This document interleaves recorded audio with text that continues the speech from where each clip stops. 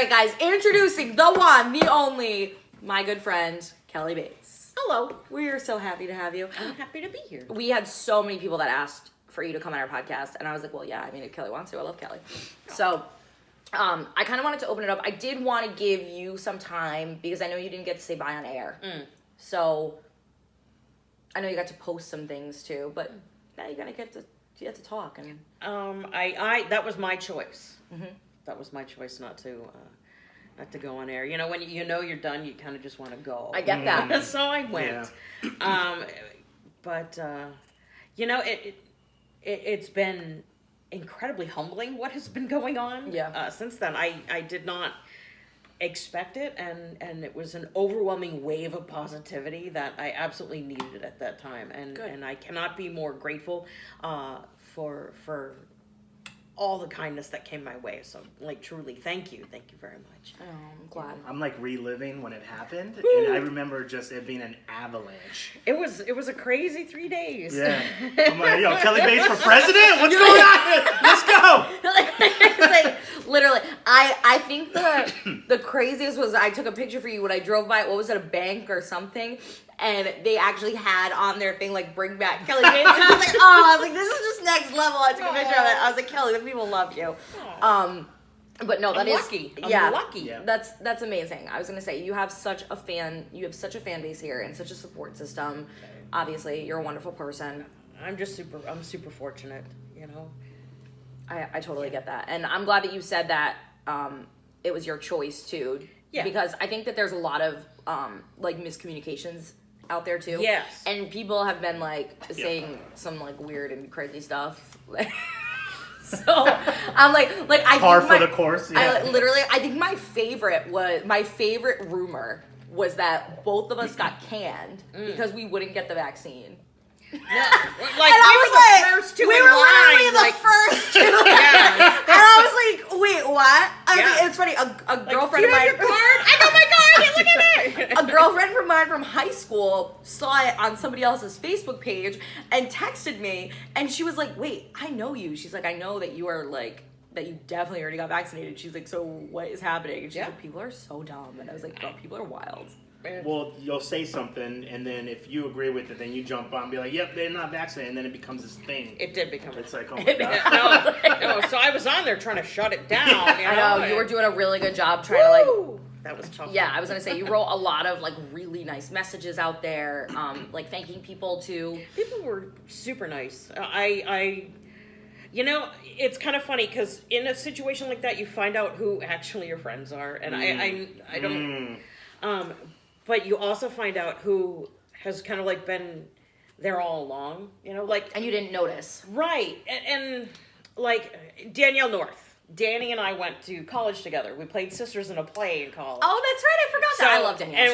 And we were the morning team at WMUR in 1995 on the weekends, and she has been in touch with me every week, checking in, seeing how it's going, and Danny's just been amazing, you know? And even though we hadn't spoken regularly in like a decade, you know? She's there for you. She's there. That's wonderful. She's awesome. I love that. And she's an awesome human being, so, you know, thank you, Danny. Yeah, that's so nice. And she really is. She's a wonderful human. Yes. And I was gonna say, I think too, a lot of the times, like, you don't even notice, because when it's kind of like key turn, you know, you're doing your job, keep going. You're not day in, day yeah, out. you don't really know, like, it's not like every single viewer that watches or is, you know what I mean, like, writing in. So I think when you see that too, you're like, wow, there were like a lot of people that were. Yeah.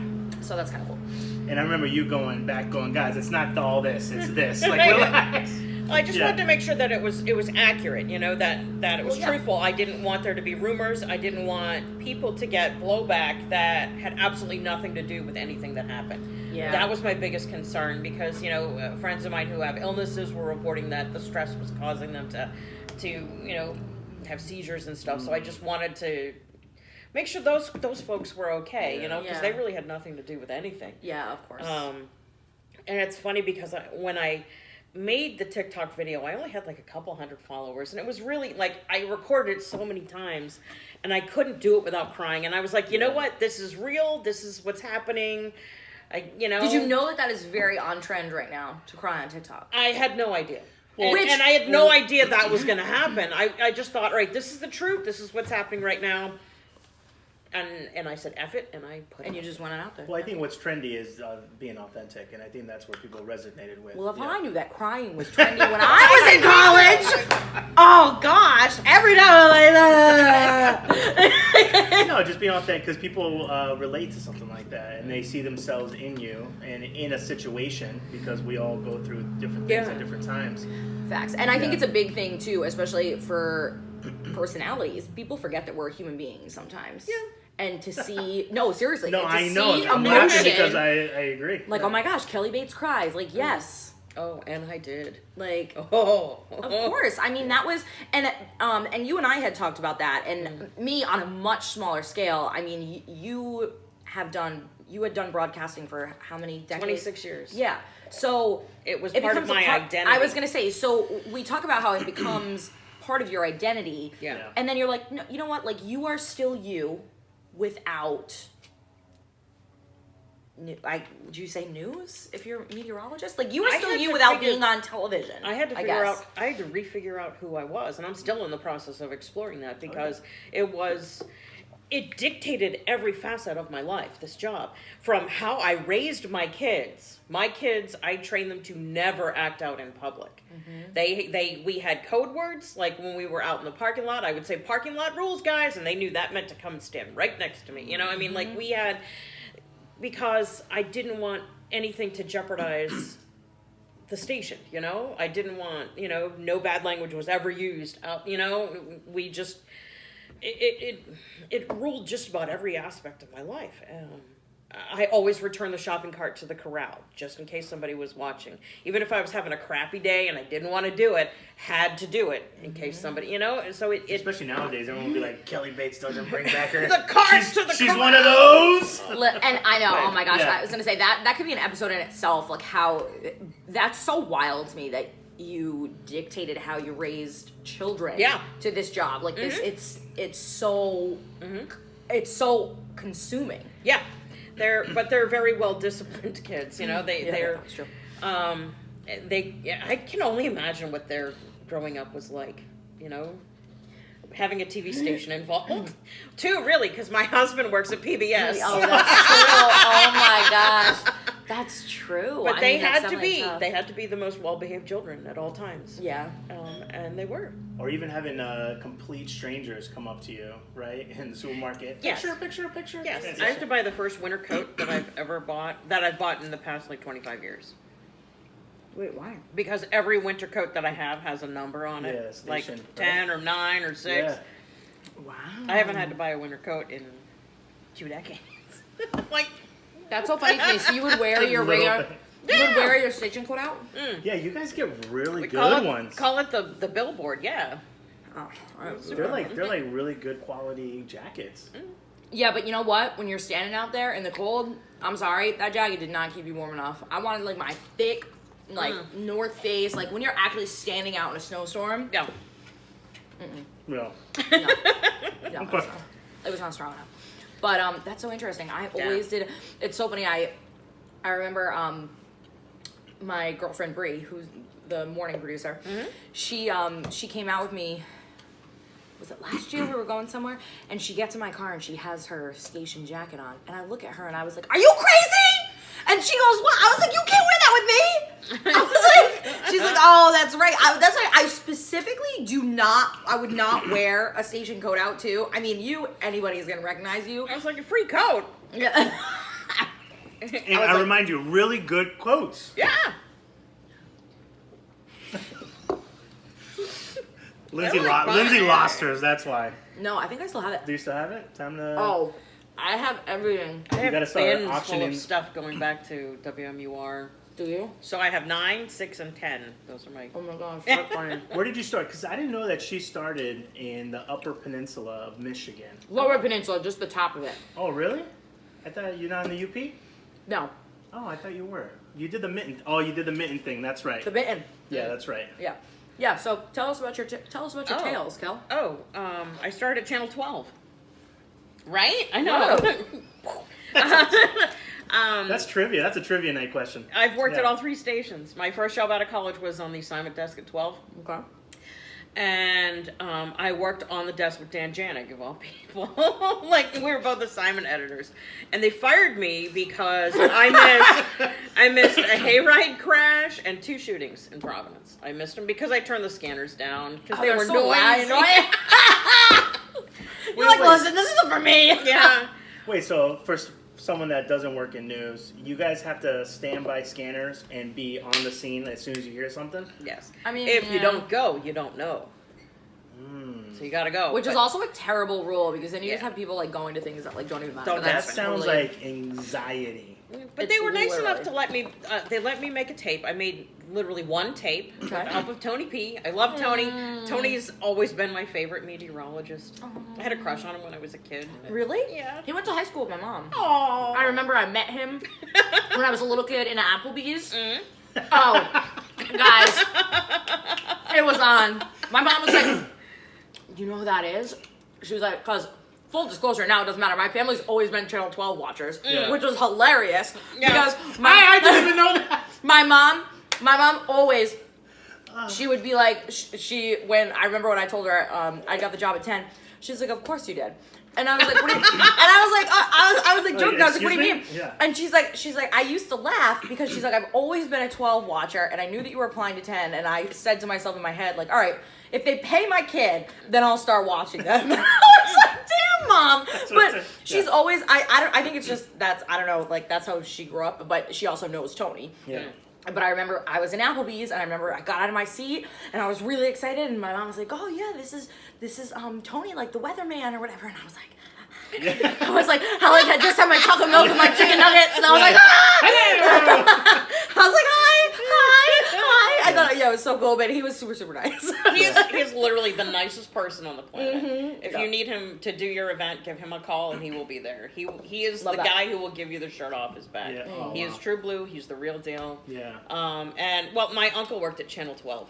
We've always been a 12 home too. Because my uncle worked in engineering there through the 80s. Oh, I didn't know that. Yeah, and what he used to do is he was the guy who would do the intake of the Wheel of Fortune and Jeopardy. Oh. Because they would have to actually tape them as they came down on the feed. And then play them when they wanted to. Right. That's what they do in the control, not in the control room, in the like master control. Master control. Yeah, okay, so that's what he would do before, everything became digital. It was the 80s. Yep.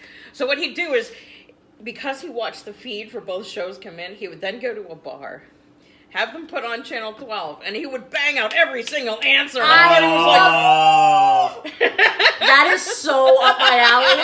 I bet he was making a little cat like $20 on this. I love that. That is amazing. I would totally do that. That's so funny. That's Uncle Brian. He was pretty awesome. I love that. That is so amazing. Uncle Brian was always in a benzo. Yeah. Oh my gosh, that's hilarious. All right, so he took us to Channel. He took us through the store when I was 12, the station when I was 12. So I toured Channel 12. Oh, okay. That's where I met Tony P, and it was all. That's so sweet. But then you got fired for the hayride and the shooting. Yeah. And they let me make 1 tape. I sent out 1 tape to Channel 9 in Manchester, New Hampshire, and they took me. Which is insane. And I had no experience. I'd never been on air before. That is insane. Just to give you guys an idea. Do you know how many tapes I sent out when I left college to get my first job in the middle of nowhere, Alpena, Michigan? 54 tapes. Wow. 54. And I mean, you actually sent out tapes. Actual tapes. Yeah. Mine were like, you send your real link on YouTube and your email, whatever. I sent out 54, and I think 3 people hit me back. 3. So it's because it's super competitive. Yeah, especially for, I would say... Because there's only so many stations. And it's funny, I will say that it depends. Some people are picky, they don't want to go to certain areas. Some people, get an influx of, you know what I mean? They always say, Florida, San Diego, that you get paid in sunshine. It's, But you were like, Alpena! Coming your way! Well, it's so funny because my best friend that I met in Alpena just got married this past weekend. Yeah. So shout out to Kelsey and CJ. It was a beautiful wedding. And we always say that. We're like, why do we end up here? What is happening? And we're like, you know what? We did. We truly made a lifelong friend out of that place. And she actually found her. So she is obsessed with animals, loves animals. And she was walking to Walmart one day, and there was this lady just like trying to get rid of these puppies because they had disabilities. So her dog is like mostly blind and definitely has like a little bit of like issues, whatever. Yeah. And the lady was just like trying to give them away. It was like, please just take this dog. Like, I don't want to deal with them, like sort of thing, like super sad. But she always says, she's like, Alpina brought me Little Dude, which is her dog's name, and you know. Little Dude is the name? Little Dude is That's his awesome. name. Yeah, he's great. Yeah, he's really great. He's a good dog. So you went to New Hampshire. Yes, WMUR. I was at WMUR News 9. News 9. Yes. And then how long were you there for? I was there for 4 years. I did a 4-year contract. Oh, I wanted to ask, have you ever sworn on TV? Well, yes. Yeah? I will tell a great story. Okay. Have you sworn on TV? Yes, at WMUR. Yours is much better than mine. Oh, you know mine. I remember this, but tell the fam and tell Lupe because he's really gonna love this. I feel like I'm in a movie right now. You're going, do that.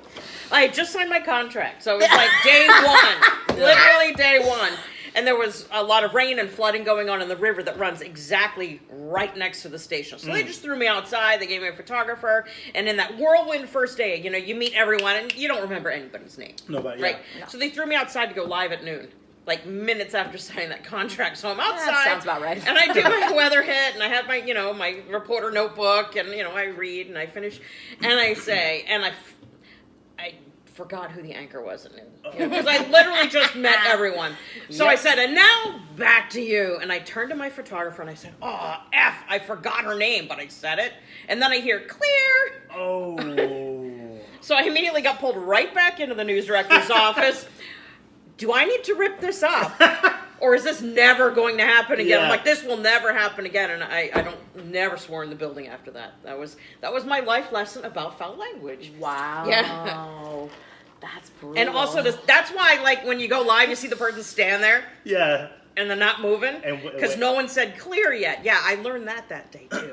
Yeah, oh, man. Do not move till someone says clear. You never know. You just never know. True. Oh. And I was gonna say, and I have a terrible mouth. Name. Seriously. Oh, But my then you gosh. said her actual name? That's awesome. No, I Oh, no. you just, okay. No, okay. she said the F word. Yeah. Oh, okay. Live on air. So that's, yeah. Oh, F, I forgot her name. I said to the photographer, and then clear. Then, My yeah. favorite, those videos are when they go back to the anchors and they go, okay, so, Like that girl in Alaska that quit and said she was gonna like do something with weed or whatever. Yes. Yeah. And then like she goes and it's like a baby market, you know what I mean? So like the little girl at the desk, like, she has no idea what's going on. She's like, well, sorry about that.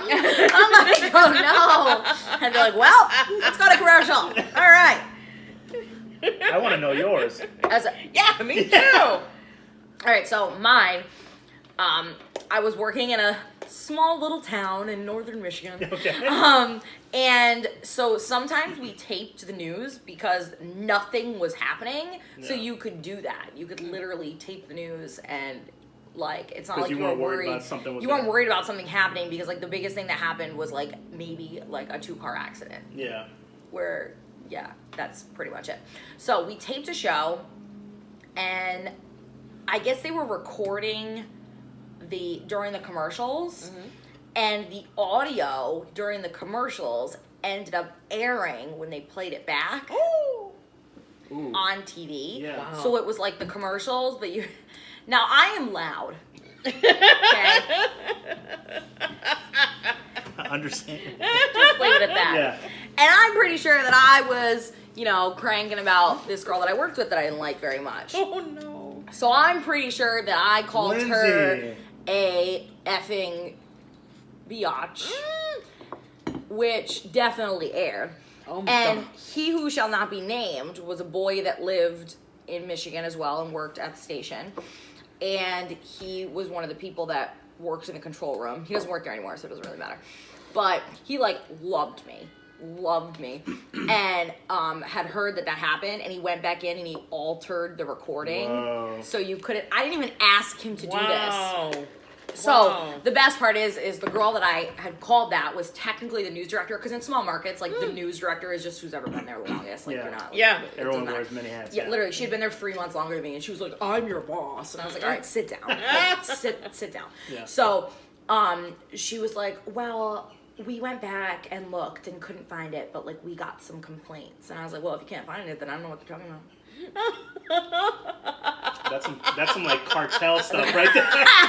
If there's no body, there's no crime. Yeah, I don't know what you're talking about. Hey, yeah. So and I remember going in and being like, guys, what the hell happened? They were like, don't worry about it. They were like, the less you know, you can't. See, be that's involved. why you have to be nice to everyone. And it's funny because I remember, a mentor of mine had told me a while ago, like his best friends were always, like the people that were in the back room or whatever. He was like, those were always my best friends. So the first people that I became friends with were those people. Yeah. And, you know, here we are. Then they were altering tapes. I think they're the best people in the building. I truly do. And I think that has to do with my uncle was one of those guys behind the scenes. So. Yeah, and I mean, I'll be more candid and say, like, I just think it's because they don't have the ego that on-air people have. They don't have the ego. They don't have the need for competition.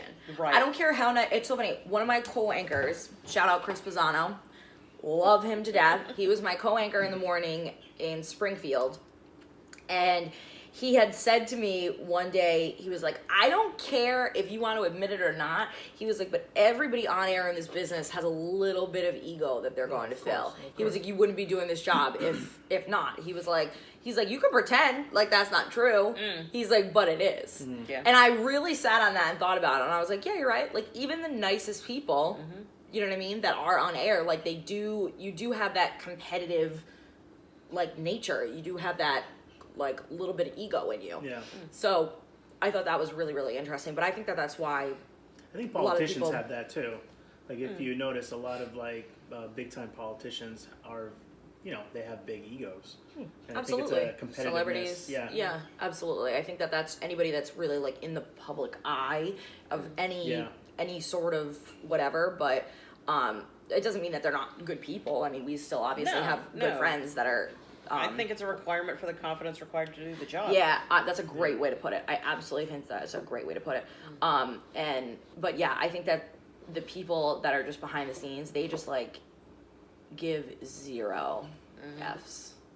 Like, I mean, I did too, but I was also very much a rarity.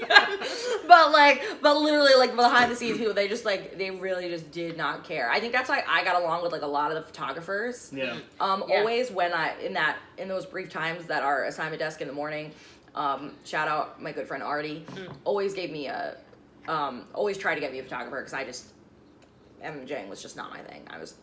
It was awful. I hated it. But yeah, I was always like good friends with them, and they'd be like, what do you want to do? And I'd be like, what do you want to do? I don't care. Where, you know what I mean? Like, I was just more, I didn't really care. I was like, you're shooting it? I'm not carrying the equipment. Yay! All right, anyway, so tell us how you got from MUR to 10. Oh. You went somewhere in between. I went to Atlanta.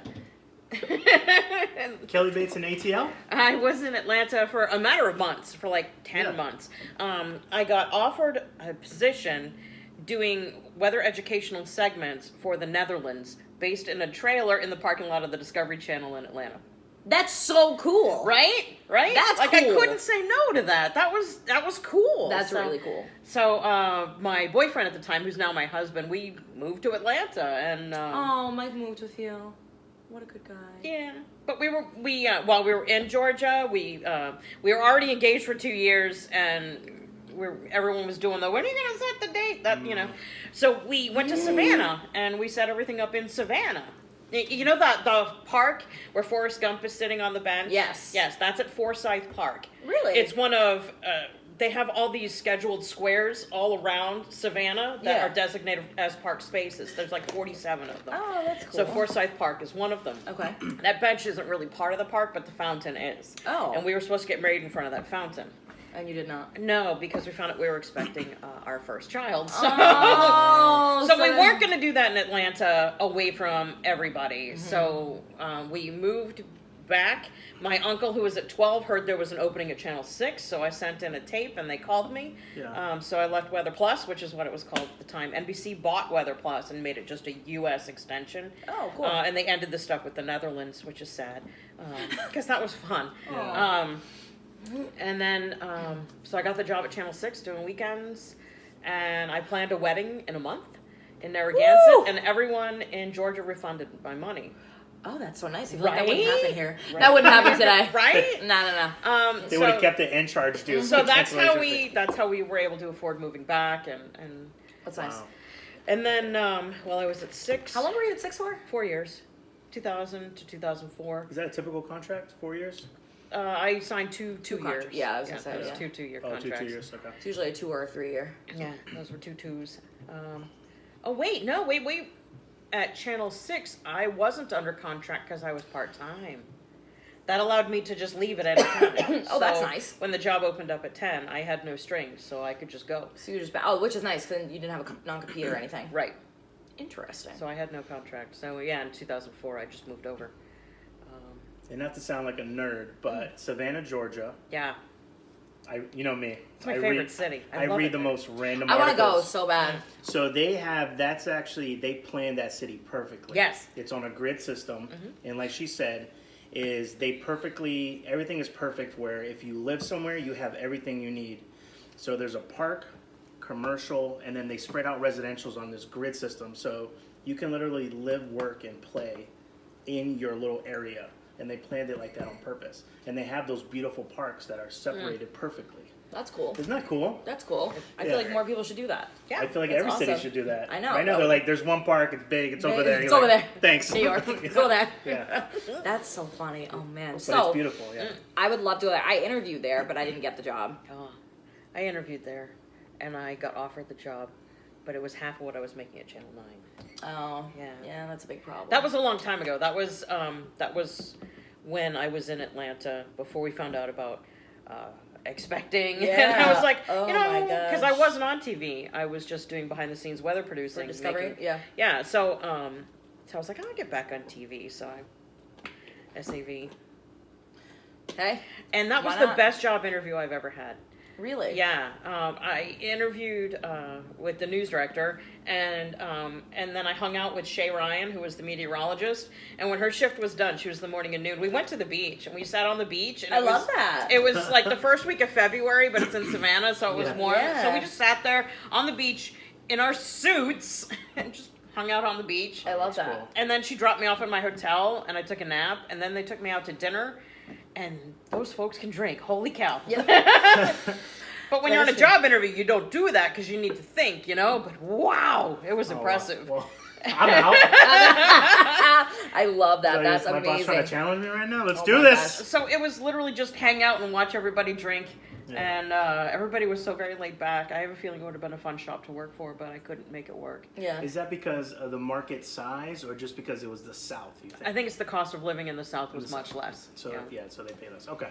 Yeah, I was gonna say there's definitely a discrepancy with pay. I mean, with everything, but definitely in TV with cost of living too. It's like crazy difference. Yeah. But not that TV really pays that phenomenally, anyways, which people don't really know about. It used to. I was gonna say back in the day. You guys aren't millionaires? Yeah, no. I was gonna say back in the But day. you're on TV. You're used to be millionaires. Yeah, no. Like people assume that you make so much money in television, and you're right. Back in the day. Oh yeah, like the 80s. Yep. Yeah, even the early 90s. But now people are just dying to get on TV. That they're like. Yeah, $19,000, sure, I'll do that. But you have to have money behind you to do it. Either you have to marry somebody who's making money, or you have to come from money, because you can't afford the living conditions on what you make at a starting pay. No, you literally cannot. I made $19,000 at my first job in Alpena, Michigan. And I think that I ended up paying to live there. Yeah. Like, I ended up racking up credit cards to live there.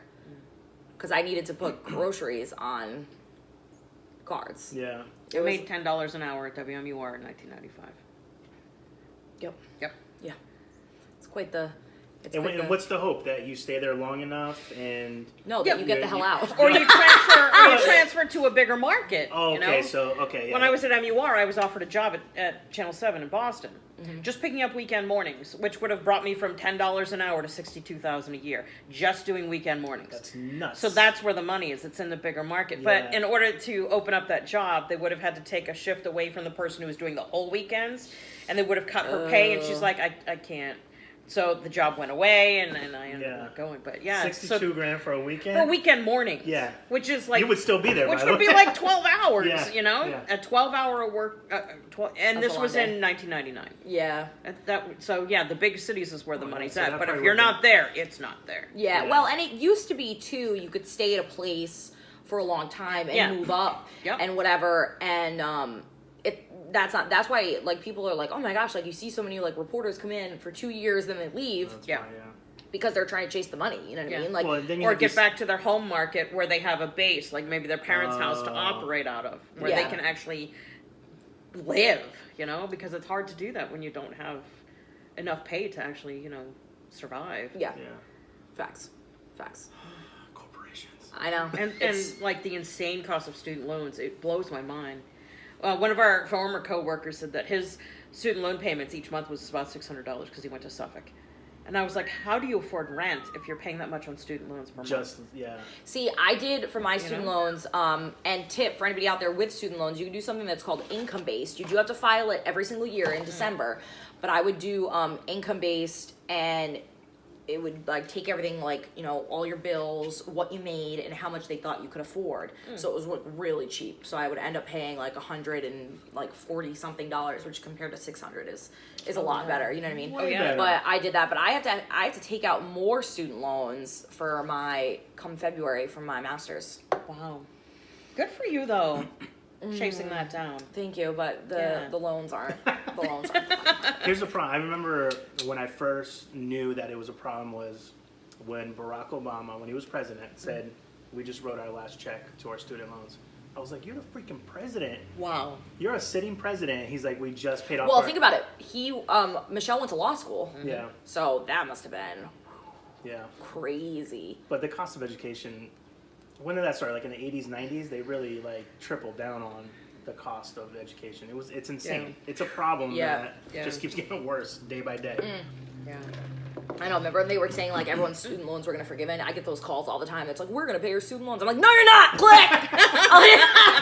I'm like, stop teasing me.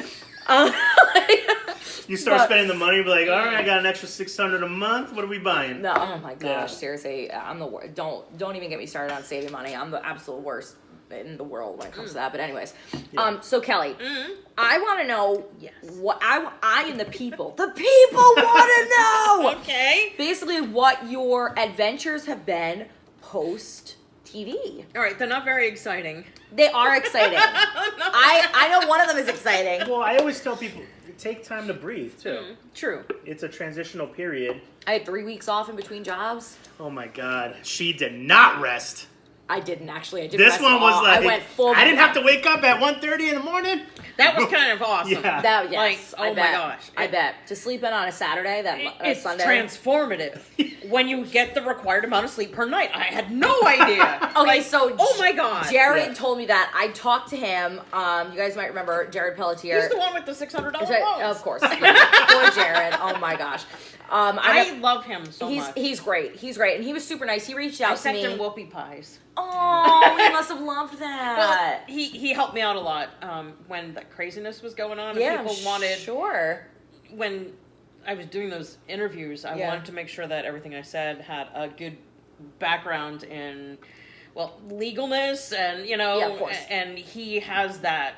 He is very smart that way, very smart technically writing. Yeah. And he's in PR. So I had him go over everything that I wrote before.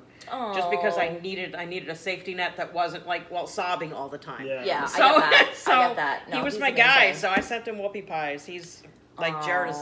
I love Jared. He is a really, really good guy. He reached out to me, and that was one of the first things he said is, Lindsay, you are going to realize how tired you really were. Yeah. He was like, it is crazy to think, like, when you are actually getting the normal amount of, like, a lot of time of sleep. And you're like, you don't even think about it. Yeah. Like, especially for, like, when you were reporting, you had to be at work at 3 a.m. Because sometimes you had to be out of the building by 3:30. Say you had to be live in New Bedford at 4:30. Yep. You know what I mean? So think about it. You're getting up at 1:45. 1:40. That's when you're waking up. Yeah. That is not healthy. And then you spend the rest of the day in like a zombie state, just trying to get stuff done that normal people have no problem doing, but it's a struggle just to do the laundry because you'd rather be sleeping. Yeah. I will say I've been able to, like, I actually genuinely always enjoyed going to the gym. I actually enjoyed that. That was time for me that I wasn't worried about my phone, because it was like that 1 hour that I could put my phone down, whatever. And since I've been like sleeping more, I find like more energy like later in the day. I'm like, yeah, like I want to go to a class or something where I'd be like, oh, do I want to go to a class? Do I want to take a nap? Yeah. Like, so that's been really nice. And I remember the first time when we started hanging out, you're like, I gotta go to bed. It's 5. I was like, huh? Oh, when I first met you, yeah, I was like, all right, someone has a problem. Yeah, like, no, seriously, oh my gosh. And then it comes together. I was gonna say, and then it was even worse because we would have like events, and I would try to go out, and I would try to nap beforehand, and then like my favorite, I would get home at 11, and I'd be like, well, I guess I'm just gonna sleep in my full face of makeup like this, and just wake up in a couple hours, like, oh man. Which, you know what, I could do in my early 20s. Yeah. Early mid 20s, like now, like I'm gonna be 30 this year. Nope. Like Kevin Hart. Damn. 30? No, like I wouldn't have been able, like I can't do that anymore, like run on like 3 hours sleep just like I used to. No, like it's horrible for you anyways. It probably aged all of us. Oh, yeah. Well, definitely aged me. Yeah. That's why I feel like I'm about 75. So what other adventures have you been doing, Come? Well, I needed something to nerd out on.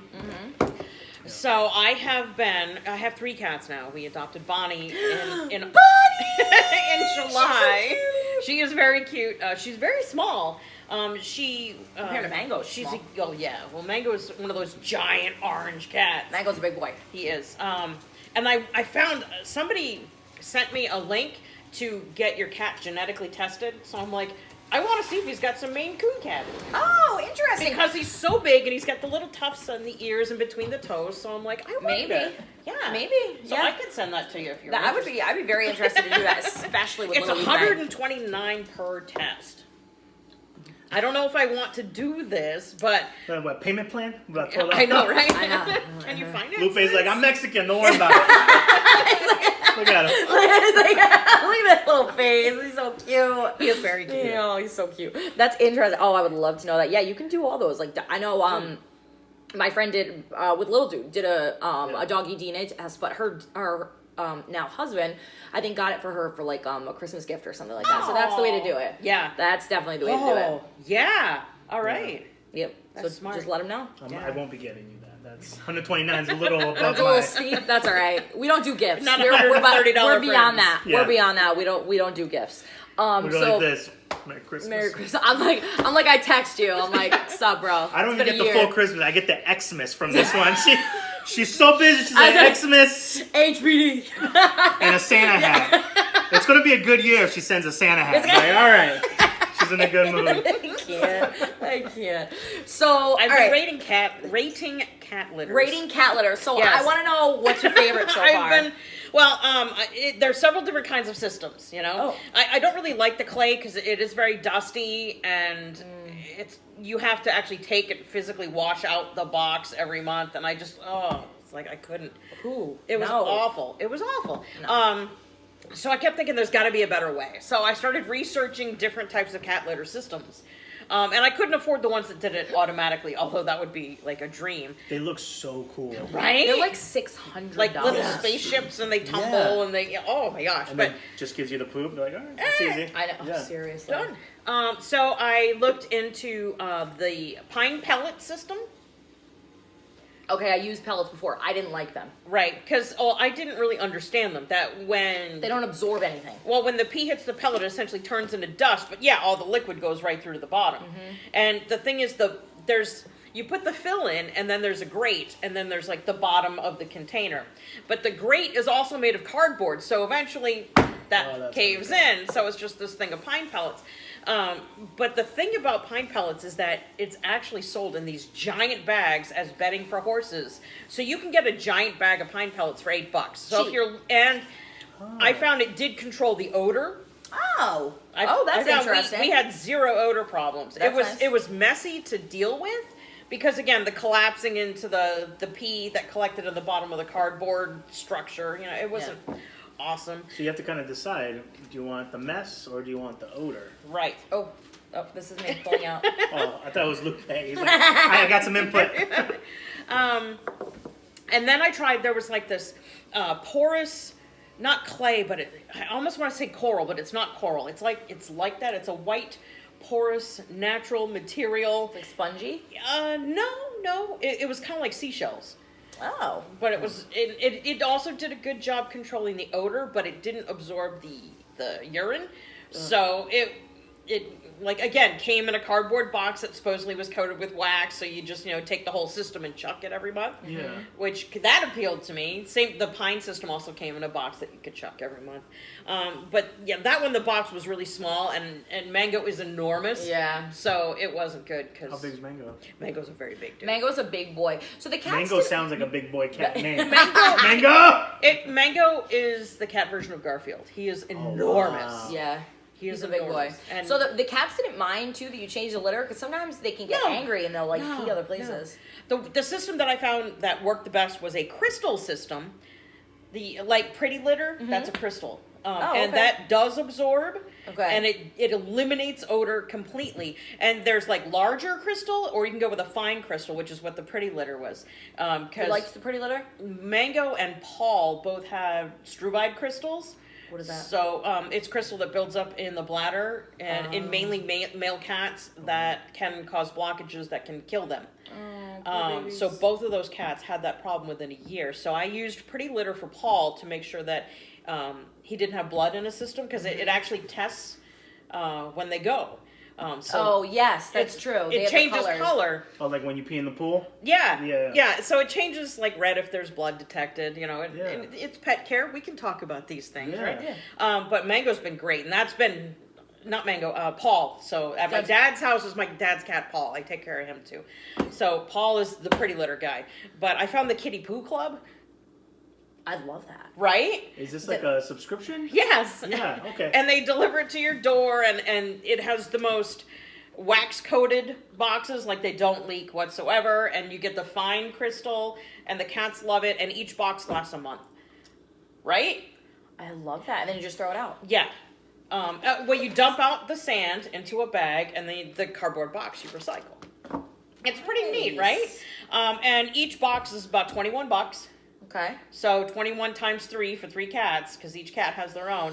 It adds up. Oh, yeah. And the thing I didn't like about them, being honest, the best product, for sure, but their shipping's all wonky. They send it FedEx, but I don't know what grade of FedEx they use, because sometimes it comes 3 weeks after you order it, sometimes 10 days, sometimes 3 days. Okay, I'm going to go don't out know on a when limb it's going to get there. and say that's a FedEx thing. Oh, God. I thought you were going to say FedEx the worst. No, well... We're never going to get sponsored by them, by the I way. was going to say, I'm sorry, but I get clothes through FedEx. My clothes will come FedEx because I do one of those subscription things or whatever. And there's always a problem. Yeah. It used to be UPS, but FedEx, there's always an issue. And I'm like, yo, what's the deal? I actually dropped off one of my things in a FedEx box right off of 117 in Warwick when I was at my parents' house. It still hasn't gotten to New Jersey. Wow. Weeks later, so now they think I stole the clothes. And I was like, no, I dropped it in the FedEx box. I don't know what you want me to tell you. Yeah. But it always comes dinged up and dusty. I'm like, where'd you guys put this? In the bottom of a car? And then they never really put it next to the door. So, yeah. Like we said. But Chewy shows up 2 days later via FedEx. I know, Chewy is nice. So Chewy, for some reason, they do it right every time. But Chewy's Kitty the Poo best. Club, Yeah. When we lost Lola, Chewy actually told us to, they reimbursed us and told us to take the rest of the food to a shelter. Wow. And I was like, that is the best thing. I really love Chewy. They sent little Lupe a birthday card. Yeah. Really? Mm-hmm. See, they're good that way. Yeah. Those are pet people. They are definitely pet people. In the beginning, I was like, this is just going to be overpriced. You know what? They're based in Boston. Are they? Yeah, they're actually hiring people. Really? Do you think that's why it's so fast for us? Because we're around? Or? Maybe. I don't know. That's interesting. Yeah. I started doing Chewy when my mom is not an online orderer. Uh-huh. She is now, but She was very much like brick and mortar, like to go shop, whatever. But then she started doing like Chewy, and I was like, oh, all right. Well, if my mom likes it, and I was like, it's gotta be legit because she's picky. She watches these too, so hi mom. But yeah, I started doing them, and I love it. It's super easy. I get my litter and my food. No, love Chewy. I get my litter and my food right to the door. Boom. Never have to worry about it. No, I thought you were going to say, oh, my mom has a Chewy account. Mom, can you just order something? Oh, yeah. No, mine are on, I have mine on auto order just so I don't have to think about it. Yeah, auto ship. Yeah, it's the best way to do it. Yeah. But sometimes I love you get a lot of stuff, though. Like last month, you're like, oh, God, I got more. Like, did you ever get a painting? Because Chewy commissions artists to actually, like, paint pictures of your pets. Really? Oh, Yeah, my friend Beth got one of her dog. Yeah. Because he had a subscription and had a prescription too. Yeah. And when you put their pictures up in the profile and everything, they had an artist paint a picture of her dog. See, they're so smart. That was so cool. And it's so sweet of them. Yeah. It's a good company. I want a picture of my cats. Well, someday you may open the box and there it may be. But and this is not a dig at you, okay? Because I love you. But I know you're not the type of person that probably filled out your full profile. I didn't. Thank you. Thank you. I didn't. Why do you love your pets? Yeah, submit. I don't think I have a picture of them up there, but I do have their names. I do have their names on there. I do have their names. They need the picture. Yeah, they need the picture. That's why. But no, I do because all the emails that come in are very individualized, and it's like, how are little Lupe and Gandor doing? And I'm like, they're fine. They're wonderful. They're just chilling. Right. Little Lupe is like, I know y'all to be talking about me. Oh, it's so good. So, Kitty, what is it called? Kitty Poo Club. Kitty Poo Club is the best. So it's funny. My sister uses Pretty Litter too, the fine grain, and she really likes it for her cat too. Yeah. So it's good for. I wonder. So like Gandor went through a stage where he had diabetes for a little while, and then like now doesn't. Weirdest thing ever. Even the doctor was like, I've never seen anything like this. Like a cat that has like just doesn't have diabetes anymore. And I was like, thank God, because I can envision. I was like, Lord, I will go to church every Sunday if you make this diabetes disappear because I can't afford it. It's like, it was so expensive for the needles. The medicine itself was easily $200 a month. Oh. And I was like, Gandor, I love you, but I'm dying. Yeah. So then it just cleared up, and I was like, thank you. Yeah. So anyways, I digress. Yeah. Would it like detect diabetes? That's what I was going with. I don't think it's one of the elements. Like it measures not acidity, but the opposite of acidity. What's that? Basicity? Oh, you're the science one in this group. Because if you're going, you just call me basic? Yeah. No, because the environment to make those crystals is basic, not acidic. In fact, they eat a special diet that actually raises the acidity pH-wise of their urine so that the crystals can't form. So the litter detects whether they have a base leaning of their urine. It detects if they have blood in the urine, and I forgot what the other one was, but if it's yellow, you're good to go. So all right. Yeah, Polly's been good. Good to go. I love that. I love that. What other adventures have you been up to? I had my first job interview in 18 years last week, and it was so bad. They rightfully did not hire me, like truly. I'm sure it wasn't that. I wish I was there. I wish I was a little fly on the wall for that. Because I'm envisioning like an 80s, 90s movie where you spill coffee on it and you trip the owner's sister, like going up the stairs. Well, Kelly's like, well. I wanted it so bad, and I know I could do such a good job in it, but and I studied, and part of that job required online courses, so I actually took 3 of the online courses. Oh, wow. And you still didn't get it. And I crammed it all into my brain, and then I sat down, and hello everyone, because it was a Zoom interview, and then everything literally just went right out my head. So like I could visualize what I wanted to say, and I could see it, and I knew that and I kept just giggling and going, I'm nervous, and I kept doing my hair. And I'm like, I came across as such a vapid ninny, and you had every right not to hire me because I wouldn't have hired me. I was just so nervous, and I don't remember the last time I was nervous. I don't get nervous, but I was. Of course you were. I mean, that was the first time. Holy cow. Yeah. Wow, I had no idea. Oh. So, the struggle continues. I still, I'm applying like a crazy woman. But I have other things that are going on too, I'm helping to take care of my father. My father's pretty ill right now, so I help with him, with his care. And Paul.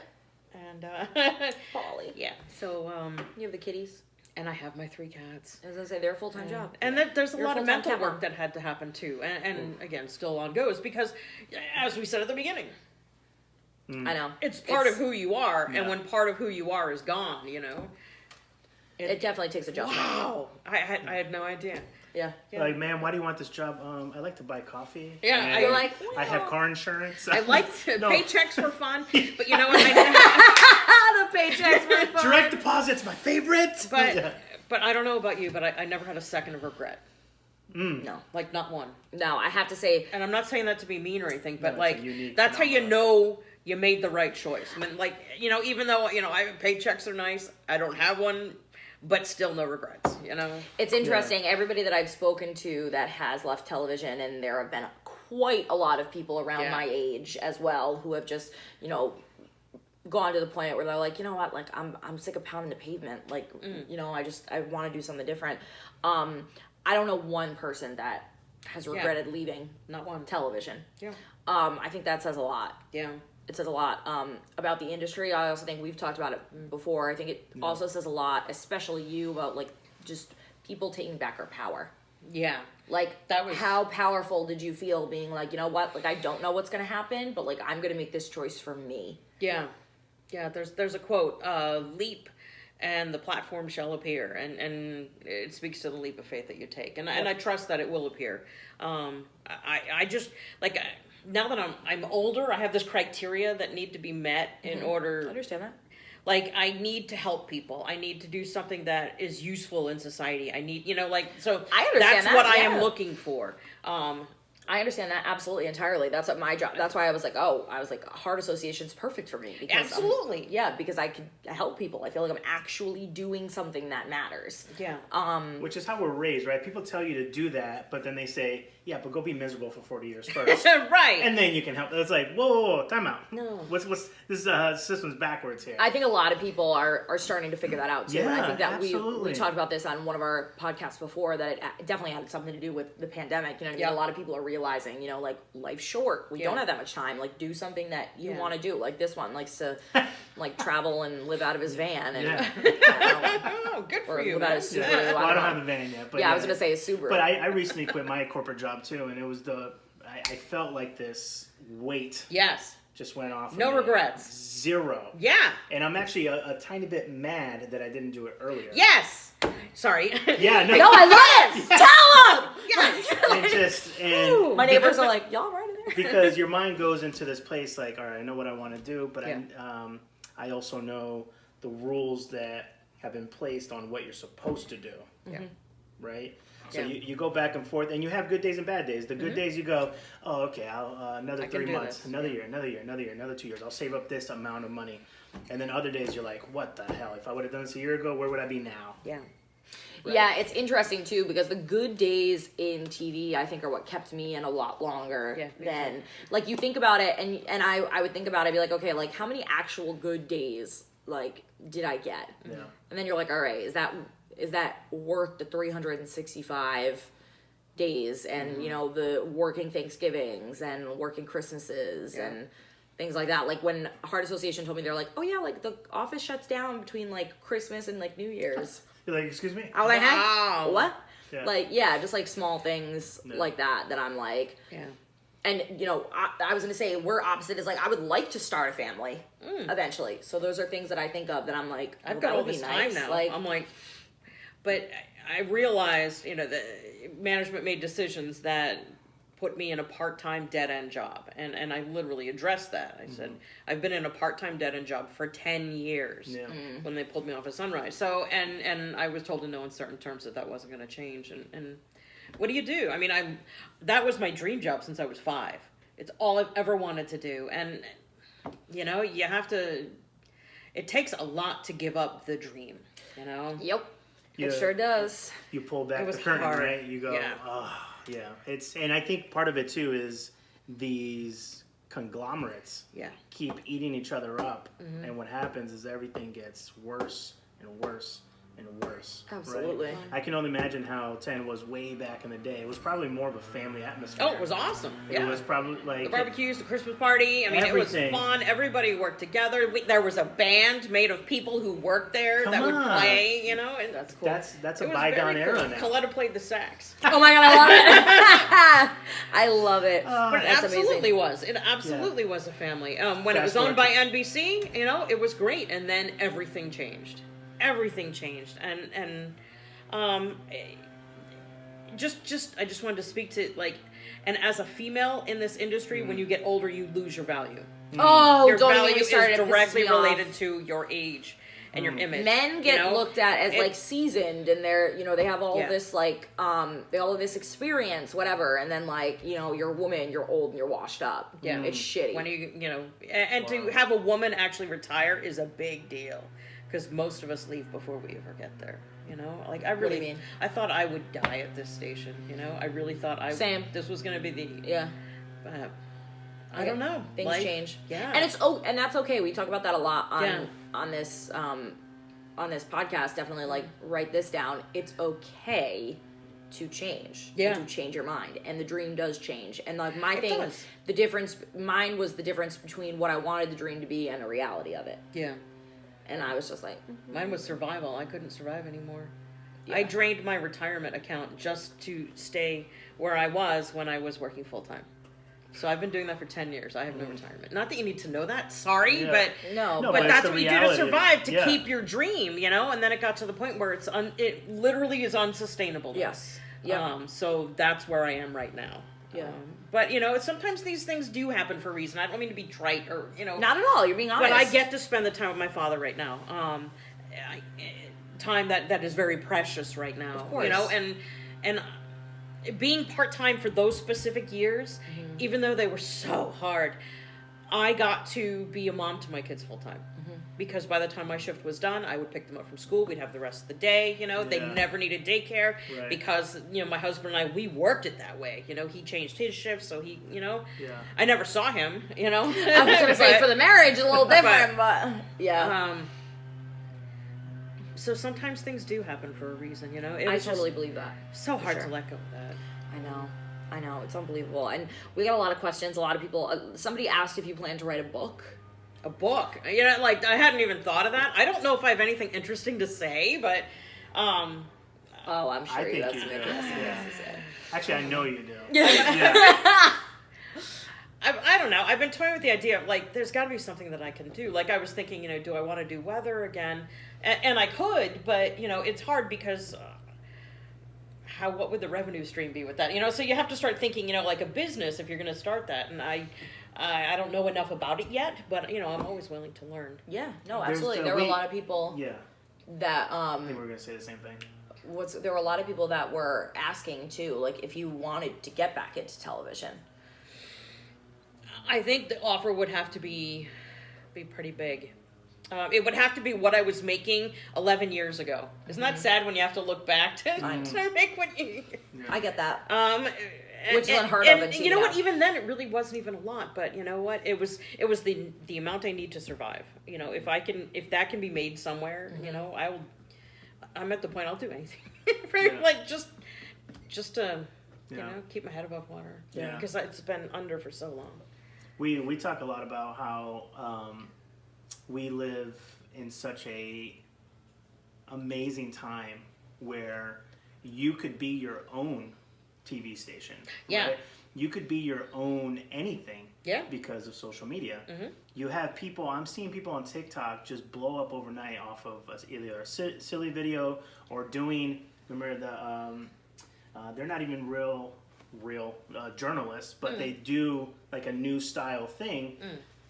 Millions and millions of followers. You can be your own record label. You could be your own radio station. You can be your own TV show. Yeah. So that's what I'm always trying to preach to everyone who's like, especially in this zone where everyone's like, no, I'm going to take back my power. I'm going to do it my way. Yeah. Right. So I don't know. That's something to think about too. Is, you know, how can you be you on your own terms online? But weather's very geographic centric and online isn't. So it would be how to reconcile. What do you mean? Doing if I did a forecast for Rhode Island on the World Wide Web, this segment of the population will be interested, but this portion would not. Well, think about it this way, right? So Al Roker, he actually does the national, and then he shoots it over to you guys to do the local. Yes. Right? So there's that too. So, and there's a way to put your own spin to it too. Sure. You know, it's just sitting down a piece of paper, write it down. One of my favorite things about you were the blogs. I always knew, because you are so fascinated in why weather is the way that it is. I was thinking what about doing a series of weather explainers. Yes. Like thunder snow. I have that written. I'm just waiting for winter. Yeah, you love thunder snow. Because when you guys talk, I go, I've got a hat. I know what that means. I go, is it rain or snow? What is it? No, there's a lot of things. Yeah, and it's fascinating. Yeah, absolutely. So you could definitely do something like that. I was thinking of that. I think that would be fun. I would enjoy that. You know? Absolutely. But I've had to kind of turn away from it just to get get myself together. You know. And the day of that interview, when I had to do my hair and makeup, that was a big breakthrough day for me. Because that was the first time since my last time on TV that I had actually, literally pulled myself together, you know? And it was a very empowering thing to do. Good, I'm so glad. I'm so glad. So even though, I totally bummed that interview, I still had a really great day. Good. It was totally a great day. Good. They say when you look good, you feel good. Yeah. Get up. It's like, do your face. You ever seen that? You ever seen that little clip of? It's big on TikTok, but it was actually Robin Williams' last line in a movie. Follow us on TikTok, by the way. So write this down. It's a line in that movie that he did with Ben Stiller, Night at the Museum, right, where he's playing, I think, Teddy Roosevelt. Yes. So at the very end of the movie, Ben Stiller goes, because it's his last night at work in there, he goes, I don't know what I'm going to do tomorrow. And then Robin Williams goes, how exciting. So it's one of those things where, how exciting. Yes. This is a good thing. Yeah. So watch that clip. I literally watch it a few times a week to get me going. Yeah. And I love that. It's a great clip. Yeah. I have love no that. idea what I'm gonna do tomorrow. How exciting. Yes. And it's that excitement, that unknown, in which a lot of people, you can look at two ways: dark and scary, or exciting. So it's that thing. That clip, I'll have her send it to you. It also transitions between the two. Yeah, you know? it's fantastic. That's the struggle. I was going to say, and that's very normal. The platform comes after. Yeah. Yeah. Gotta take the leap. Gotta take the leap. That's amazing. Well, Kelly, we are so glad that you came on. Yeah. You were just asked for, and people were really excited to hear from you, and you definitely have to keep us posted on... I will. When you find your next adventure. I will. I don't even know what it is, but as you mentioned, it is exciting. How exciting. It's very cool. Yeah. I can't wait. The limit is, not there. Yeah. That's what's cool. Thank you for having me over. I'm so excited. And thank you for munchies. And anytime Dunkin' doesn't sponsor us yet, but we're waiting. Hello. And I was going to say, you got to play with the little fluffies. I don't know where they went. Well, I can guarantee you that Gator's still on that blanket because he doesn't move. But little Lupe has moved from his perch of watching us. You leave little Lupe alone.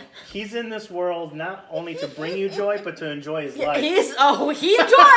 He enjoys all my furniture. He enjoys all the cabinets. Oh, so he's getting my all text. The chairs. Okay. Yeah. Oh gosh. Oh my goodness. Oh. Well, we're gonna drop Kelly's TikTok, Instagram, Facebook page, everything in the description. Please. Thank you.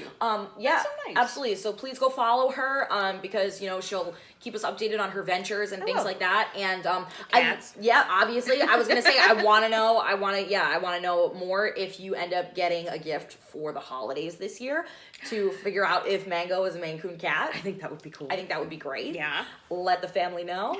Send them this podcast. But we definitely want to know about your adventures. And sure. I think we should leave it. I think the thing that you guys should write down this week is the line that you said. I don't know what I'm going to do tomorrow. How exciting. How exciting. The limit... Mean Girls. The limit does not exist. That's the first thing. I love that. Yeah. I love that. Oh my goodness.